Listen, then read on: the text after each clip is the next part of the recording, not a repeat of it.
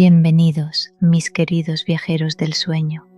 Esta noche nos alejamos del mundo ruidoso y viajamos juntos hasta el número 221B de Baker Street.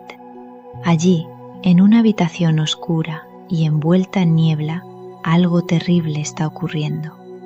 Sherlock Holmes, el más grande detective que Londres haya conocido, parece estar muriendo. Y antes de que el sueño te gane la partida y ya no puedas mover ni un dedo, suscríbete al canal y activa la campanita. Créeme, te conviene hacerlo ahora que todavía tienes fuerza en los pulgares, porque las historias que están por venir no son para perdérselas. Bueno, en realidad sí son para escucharlas con los ojos cerrados, pero eso ya lo entenderás. La señora Hudson era la casera de Sherlock Holmes y era una mujer de una paciencia casi sobrehumana. Su piso, del primer piso, era invadido a todas horas por una procesión interminable de personajes singulares y en muchas ocasiones decididamente indeseables.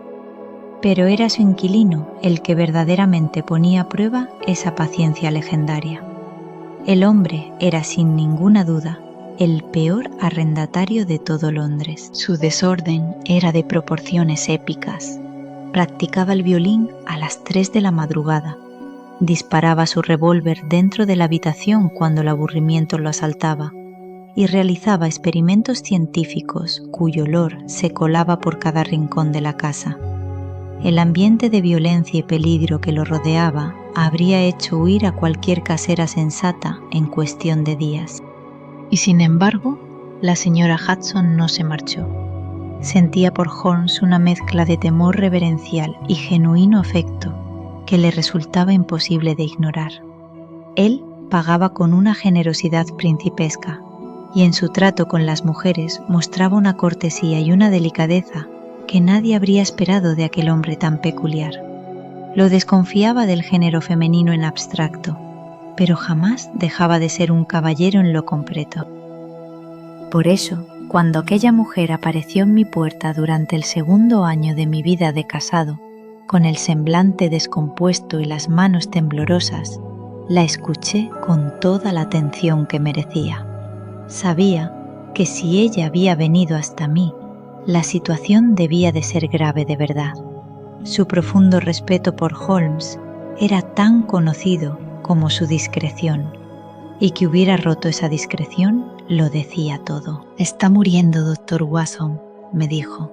«Lleva 3 días hundiéndose y dudo que llegue al final del día. No me ha permitido llamar a ningún médico». Esas palabras me cayeron como un golpe en el pecho. Esta mañana lo he visto, con los huesos marcados bajo la piel del rostro y esos ojos brillantes y febriles clavados en mí, y ya no he podido aguantar más. Le dije que con su permiso o sin él iba a buscar a un médico de inmediato. Él me respondió que si había de ser alguien, que fuera usted. «No pierda ni un minuto, doctor, o puede que no lo encuentre con vida». Me abalancé sobre mi abrigo y mi sombrero, con una urgencia que apenas me dejaba pensar. Durante el trayecto en coche, la señora Hudson me fue dando los detalles con voz entrecortada. Holmes había estado trabajando en un caso cerca del río, en algún callejón del East End entre marineros chinos, y había traído consigo esa enfermedad de vuelta a Baker Street. Se había metido en cama el miércoles por la tarde y no había vuelto a levantarse. Durante esos 3 días, ni un bocado de comida, ni un sorbo de agua habían cruzado sus labios. «Por el amor de Dios, ¿por qué no llamaron antes a un médico?», pregunté. «No lo habría consentido, señor. Ya sabe cómo es de autoritario». No me atreví a desobedecerle, pero le juro que no le queda mucho tiempo. Lo verá usted mismo en cuanto lo mire a la cara. Lo que encontré al entrar en aquella habitación me heló la sangre. En la penumbra de un día de noviembre cargado de niebla, el cuarto del enfermo era un lugar lúgubre y opresivo. Pero lo que realmente me encogió el corazón fue ese rostro consumido y demacrado que me miraba desde la cama. Sus ojos ardían con el brillo inconfundible de la fiebre. Sus mejillas lucían un rubor intenso y enfermizo, y sus labios estaban cubiertos de costras oscuras. Las manos delgadas sobre la colcha se agitaban sin descanso, y su voz sonaba como un graznido ronco. Permanecí inmóvil mientras yo entraba, pero al verme, un destello de reconocimiento cruzó sus ojos y esbozó algo que pretendía ser una sonrisa. «Vaya, Watson, parece que hemos caído en días difíciles», dijo con una voz apenas audible. «Holmes, mi querido amigo», exclamé avanzando hacia él. «Atrás», dijo con una energía sorprendente. «Quédese donde está». «¿Pero por qué razón?» «Porque así lo deseo. ¿No es suficiente con eso?» Sí, la señora Hudson tenía razón. Era más autoritario que nunca. Y sin embargo, verlo tan agotado, tan disminuido en aquella cama, resultaba verdaderamente doloroso. Le expliqué que solo quería ayudarlo. Él respondió, con esa frialdad característica suya, que la mejor manera de ayudarlo era haciendo exactamente lo que se le indicara. Intenté mantener la calma, pero mis instintos de médico se habían despertado con fuerza. Podía ser su maestro en cualquier otro terreno, pero en una habitación de enfermo, la autoridad era mía. Le dije que no estaba siendo el mismo, que un hombre enfermo era como un niño y que lo trataría como tal, lo quisiera o no. «Si debo tener un médico», respondió él con ojos venenosos, «al menos que sea alguien en quien yo tenga confianza. ¿Acaso no tienes confianza en mí? Como amigo, sin duda, pero los hechos son los hechos, Watson. Al fin y al cabo, eres solo un médico general con una experiencia bastante limitada». Aquellas palabras me hirieron profundamente. Le dije que ese comentario era indigno de él y que demostraba claramente el estado de sus nervios. Si no quería mis servicios, traería a Sir Jasper Meek, o a Penrose Fisher, o a cualquiera de los mejores especialistas de Londres, pero alguien debía atenderlo. Era definitivo. No iba a quedarme mirando cómo moría sin hacer nada. Holmes cedió levemente. Dijo que me permitiría buscar ayuda, pero que debía ser la persona que él eligiera, no la que yo propusiera. Lo tomé como la primera señal de cordura que había dado desde mi llegada. «Hay libros allí», murmuró. «Estoy algo agotado. Me pregunto cómo se sentirá una batería cuando vierte electricidad en un material no conductor. A las 6, Watson, reanudaremos la conversación». Pero la conversación se reanudó mucho antes de las 6, y lo que ocurrió a continuación me causó una conmoción que rivaliza con la que sentí cuando Holmes saltó hacia la puerta. Había estado de pie varios minutos, contemplando esa figura silenciosa en la cama, con el rostro casi oculto bajo las sábanas y el cuerpo aparentemente dormido. Sin poder concentrarme en la lectura, comencé a recorrer lentamente la habitación, examinando los retratos de criminales célebres que cubrían las paredes, como siempre había sido costumbre en Baker Street. Finalmente llegué a la repisa de la chimenea. Había un revoltijo de pipas, bolsas de tabaco, jeringas, cortaplumas, cartuchos de revólver y otros objetos desperdigados por toda su superficie. Y en medio de todo ese desorden, llamó mi atención una pequeña caja de marfil, blanca y negra, con una tapa deslizante. Era una pieza elegante y discreta, y había extendido ya la mano para examinarla más de cerca cuando un grito desgarrador cortó el silencio, un alarido que podría haberse oído desde la calle entera. Se me heló la piel. Me volví y vi un rostro convulsionado y unos ojos desorbitados. «¡Suéltela! En este instante, Watson, en este instante». Su cabeza cayó de vuelta sobre la almohada y exhaló un largo suspiro de alivio cuando deposité la caja sobre la repisa. Luego me fulminó con la mirada. Odio que toquen mis cosas, Watson. Ya lo sabes. Me estás poniendo los nervios de punta. ¿Llamas médico a eso? Eres capaz de volver loco a cualquier paciente. Siéntate y déjame descansar. El incidente me dejó un sabor profundamente amargo. Aquella excitación violenta y sin causa aparente, seguida de esas palabras tan brutales, me mostraba hasta qué punto estaba desorganizada su mente. De todas las ruinas posibles, la de una inteligencia noble es la más desoladora. Me senté en silencio, consumido por la tristeza, hasta que pasó el tiempo acordado. Él debía de haber estado mirando el reloj al mismo tiempo que yo, porque apenas eran las 6 cuando comenzó a hablar de nuevo, con esa animación febril tan característica suya. Watson, ¿llevas algo de dinero suelto? Sí. ¿Plata? ¿Cuántas monedas de 2 chelines y medio? Tengo 5. Demasiado pocas. Qué desafortunado, Watson.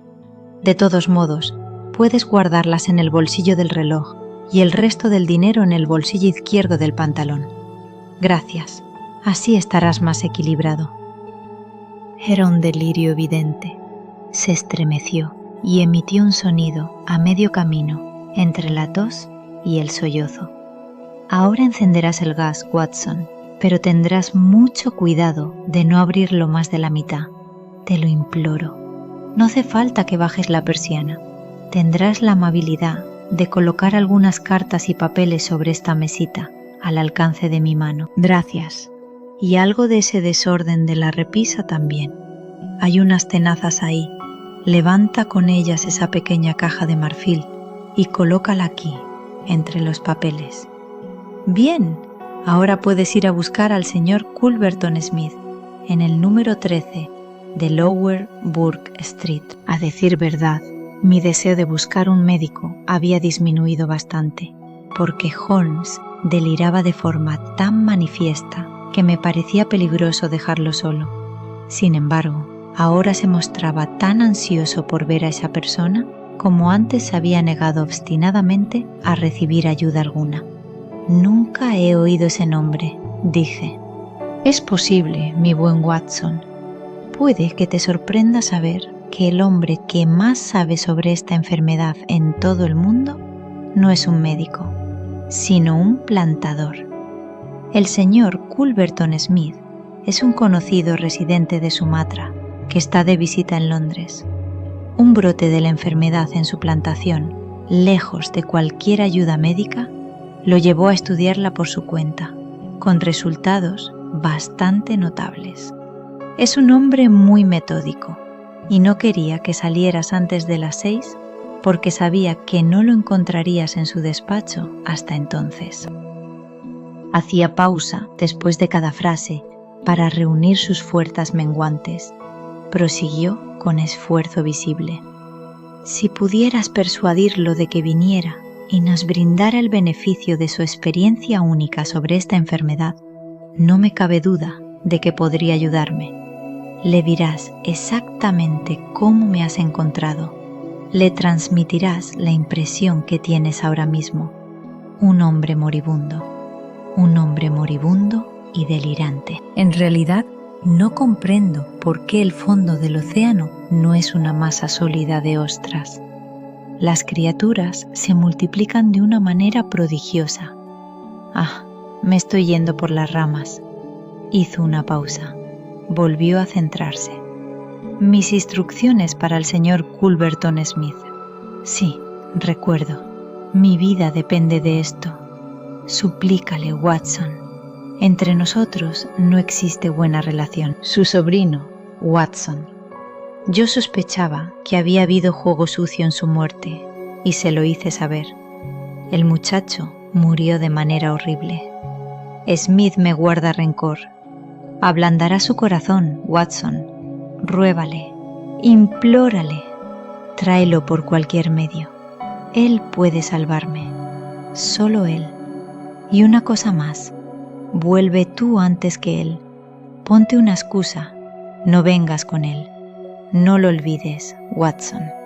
Lo dejé sumido en sus delirios, con esa mente brillante, balbuceando como un niño desorientado. Me había entregado la llave y con un golpe de sensatez me la llevé conmigo para que no pudiera encerrarse. La señora Hudson me esperaba en el pasillo, temblando y llorando en silencio. Mientras salía del piso, escuché a mis espaldas la voz aguda y tenue de Holmes entonando algo parecido a un canto delirante. Abajo, mientras buscaba un coche entre la niebla, un hombre se acercó a mí desde las sombras. «¿Cómo está el señor Holmes, señor?», preguntó. Era un viejo conocido, el inspector Morton de Scotland Yard, vestido de civil, con su ropa de tweed. Me observó de una manera extraña. Si no hubiera sido una idea demasiado descabellada, habría jurado que la luz del farol revelaba en su rostro algo parecido a una expresión de satisfacción. «Está muy grave», respondí secamente. «He oído algo al respecto», dijo. El coche llegó y lo dejé atrás. Lowell Burke Street resultó ser una hilera de casas elegantes, situadas en esa zona vaga y difusa que existe entre Notting Hill y Kensington. La casa frente a la que se detuvo mi cochero tenía un aire de respetabilidad antigua y discreta, verjas de hierro macizo, una puerta doble imponente y herrajes relucientes.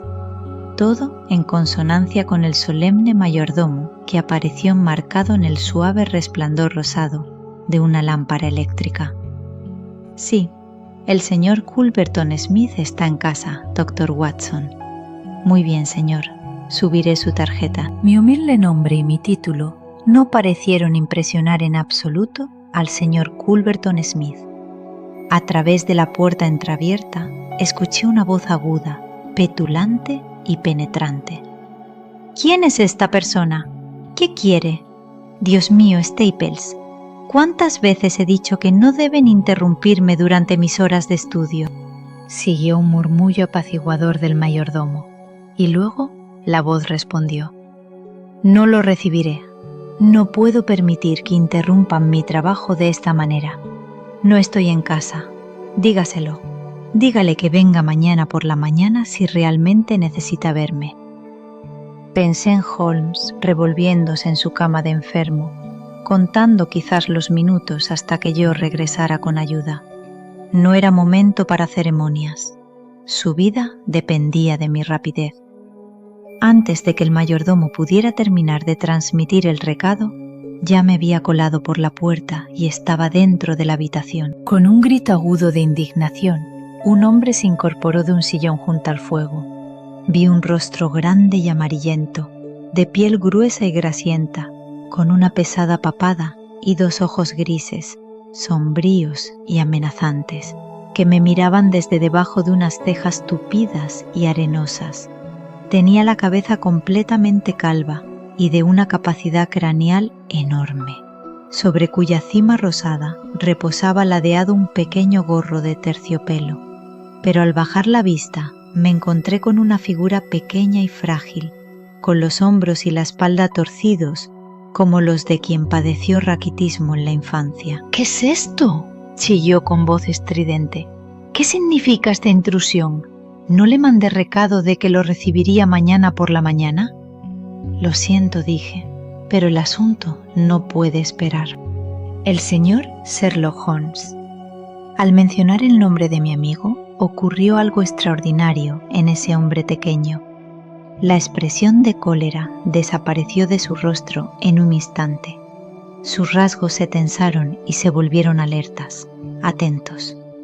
«¿Viene usted de parte de Holmes? ¿Cómo está? ¿Qué le pasa a Holmes?». «Acabo de dejarlo. Está gravísimo.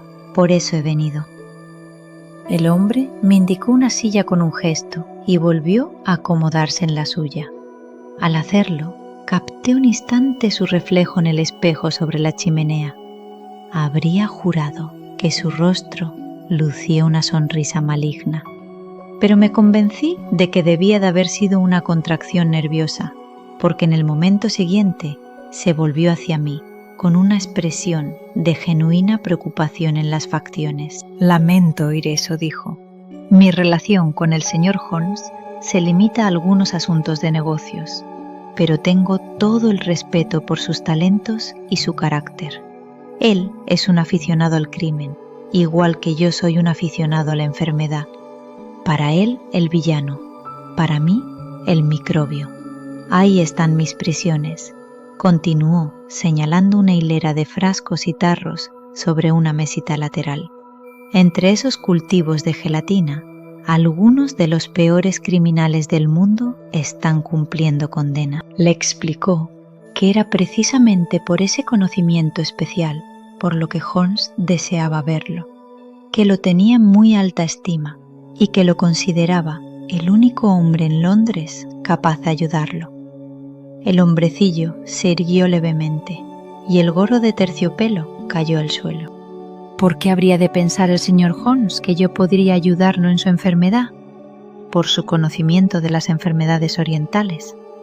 ¿Y por qué supone que lo que tiene es de origen oriental? Porque en una investigación reciente ha estado trabajando entre marineros chinos en los muelles del East End. El señor Culverton Smith sonrió plácidamente y recogió su gorro del suelo. «Ah, ¿con qué es eso?», dijo. «Espero que el asunto no sea tan grave como supone. ¿Cuánto tiempo lleva enfermo?» «Unos 3 días». «¿Y tiene delirios?» «En ocasiones». «Vaya, vaya, esto suena serio. Sería inhumano no responder a su llamada. Aunque detesto enormemente cualquier interrupción de mi trabajo, este caso es claramente excepcional. Iré con usted de inmediato».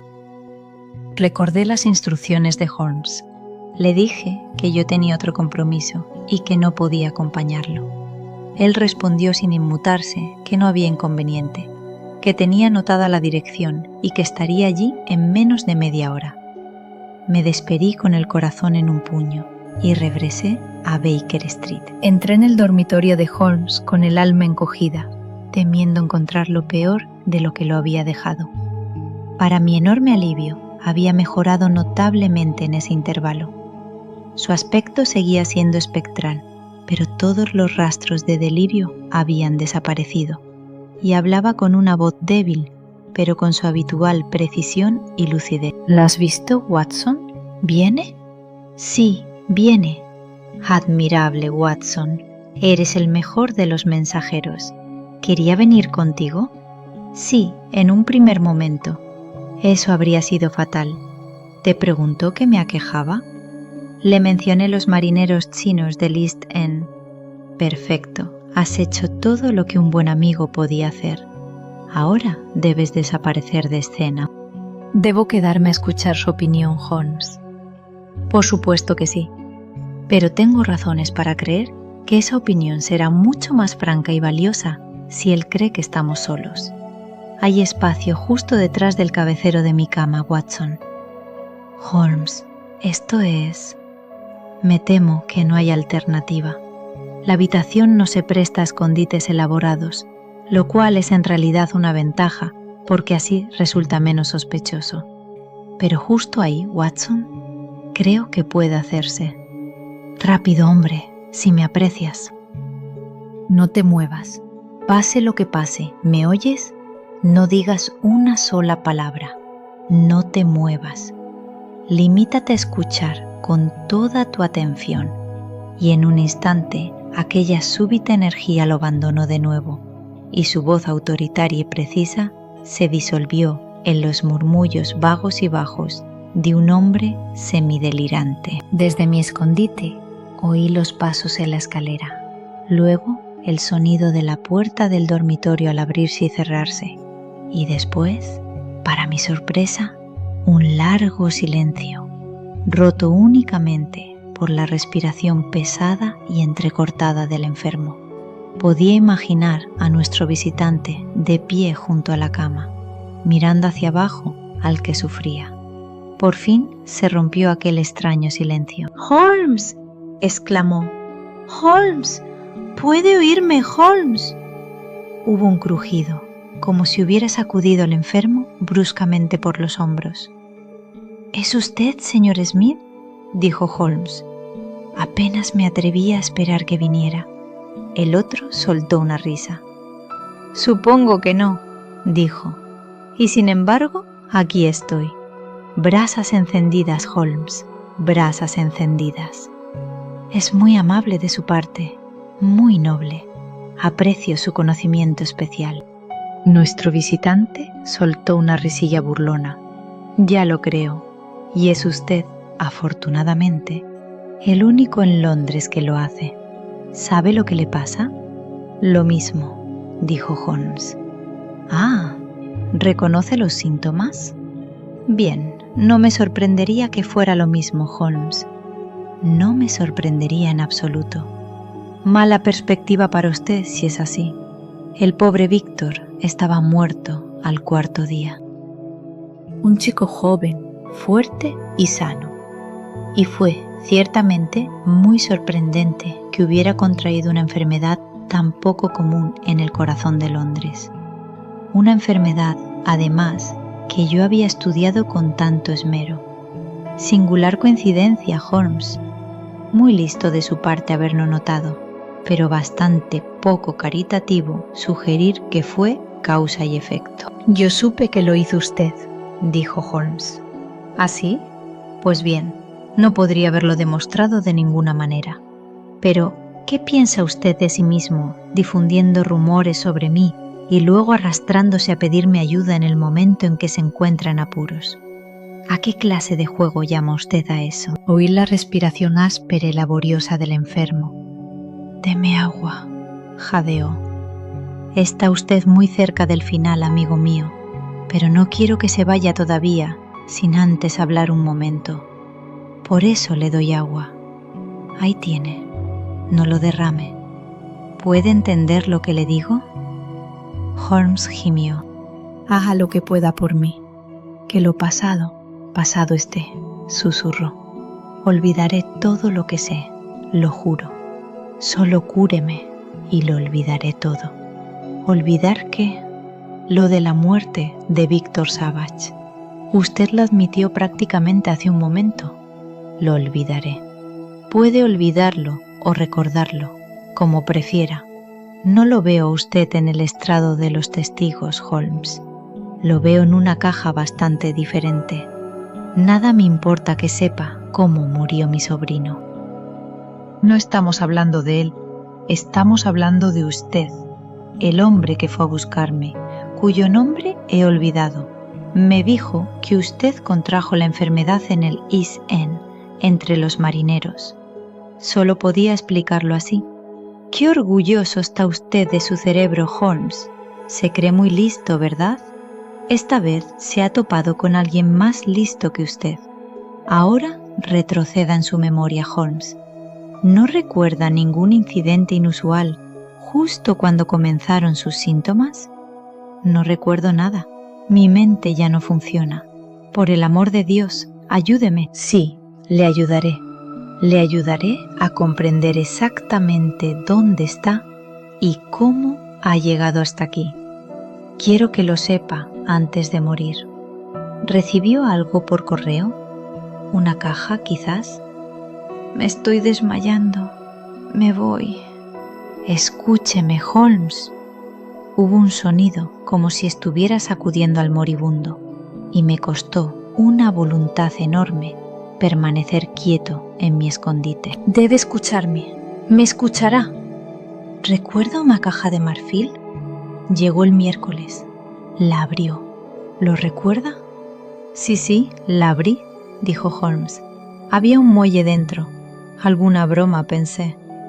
No era ninguna broma, como comprobará a su costa, necio. Lo buscó usted y ya lo tiene. ¿Quién le pidió que se cruzara en mi camino? Si me hubiera dejado en paz, no le habría hecho ningún daño. Pero usted sabía demasiado sobre el destino de Víctor Savage y por eso lo he enviado a compartirlo.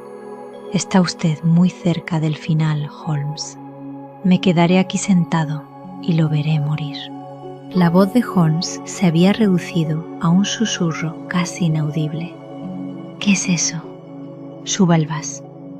Ah, ¿Empiezan a cerrarse las sombras? Sí, lo subiré para verle mejor. Smith cruzó la habitación y la luz se intensificó de repente. ¿Hay algún otro pequeño servicio que pueda hacerle, amigo mío? Una cerilla, dijo Holmes, y un cigarrillo.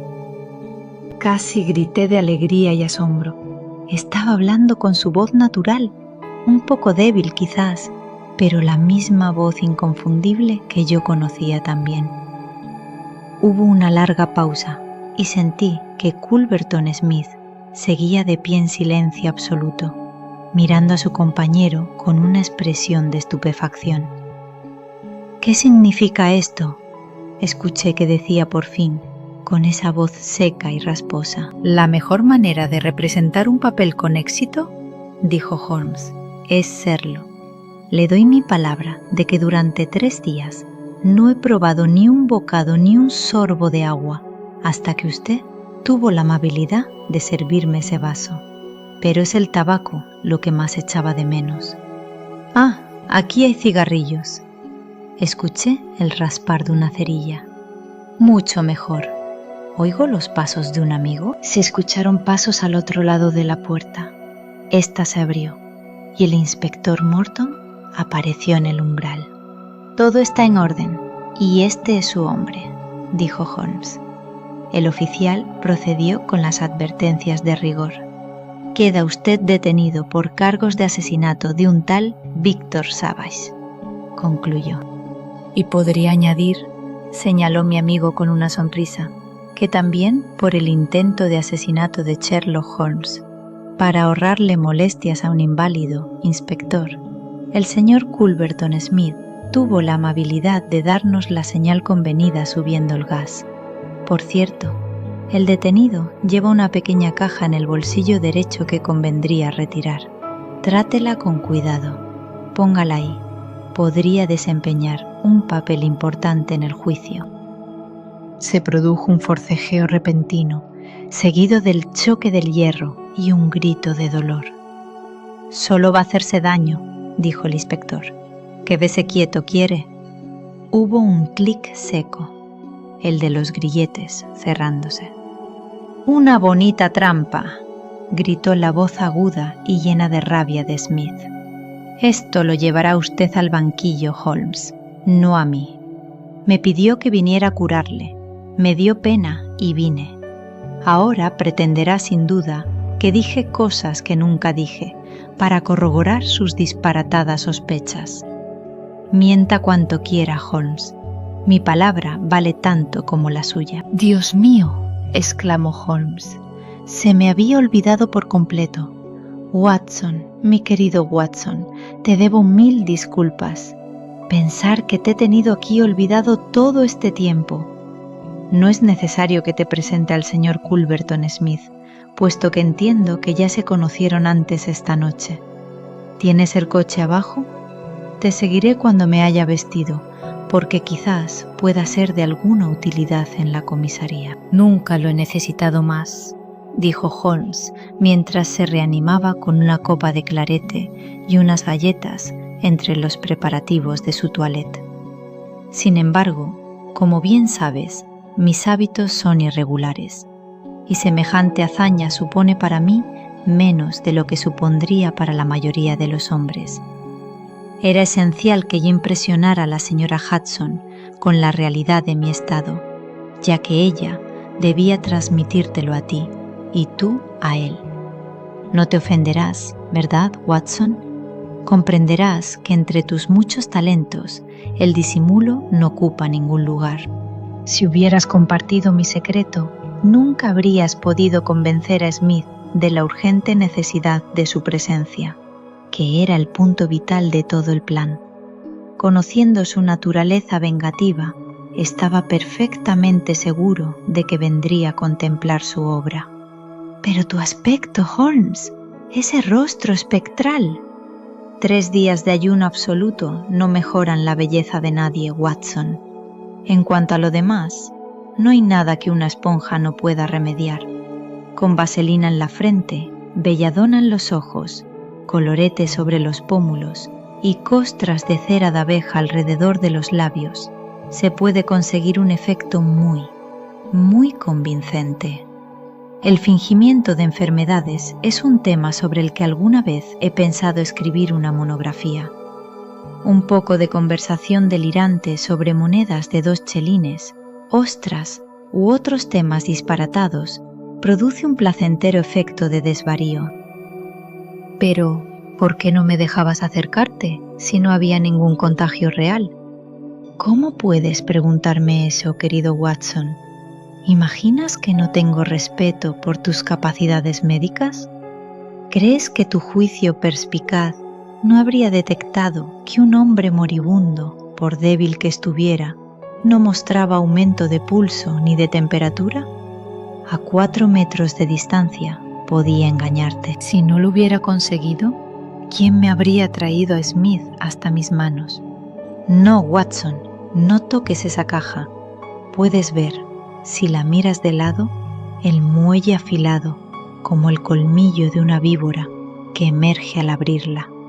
Me atrevería a decir que fue un mecanismo similar al que acabó con el pobre Sabas, que se interponía entre ese monstruo y una herencia. Mi correspondencia es, como sabes, muy variada, y me mantengo bastante en guardia ante cualquier paquete que me llegue, pero me resultó evidente que, fingiendo que había tenido éxito en su plan, podría sorprenderle una confesión, y esa ficción la mantuve con el esmero del verdadero artista. Gracias, Watson. Ayúdame a ponerme el abrigo. Cuando terminemos en la comisaría, creo que algo nutritivo en el Simpson no estaría fuera de lugar. Y así, mientras Londres dormía envuelta en su niebla de noviembre, Sherlock Holmes se ponía el abrigo con la calma de quien acaba de ganar una partida de ajedrez, y el señor Culverton Smith comenzaba una noche mucho menos cómoda en compañía del inspector Morton. Si todavía estás despierto, este es tu momento. Aprovecha que tienes los ojos abiertos para darle al me gusta, dejar un comentario y compartir esta historia con alguien que también necesite una buena noche de descanso. Y si el sueño todavía no te ha vencido del todo, tenemos más historias esperándote. Así que quédate un poco más con nosotros.